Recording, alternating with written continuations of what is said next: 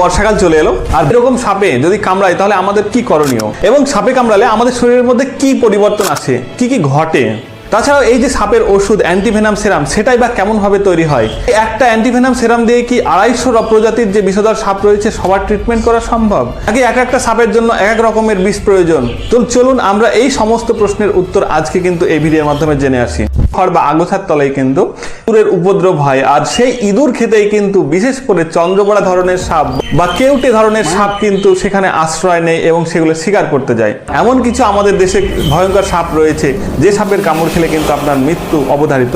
সমস্ত ভয়ঙ্কর সাপের কামড় খেলে কিন্তু আমাদের কোষকলা যেটা রয়েছে সেটা শুকিয়ে যায় এবং পচক ধরলে কিন্তু আমাদের অঙ্গটাকে কেটে বাদ দিতে হয়। মনস্তাত্ত্বিক একটা বিশেষ প্রভাব কিন্তু পড়ে, প্রতিবন্ধী হয়ে গেলে তাদের বিয়ে হয় না, যার ফলে তারা সারা জীবনের জন্য ঘরবন্দি হয়ে যায়। সাপের বিষ আমাদের শরীরে কিরকম ভাবে কাজ করে? সাপের বিষের মধ্যে প্রচুর পরিমাণে বিষাক্ত জটিল পদার্থের সংমিশ্রণ রয়েছে।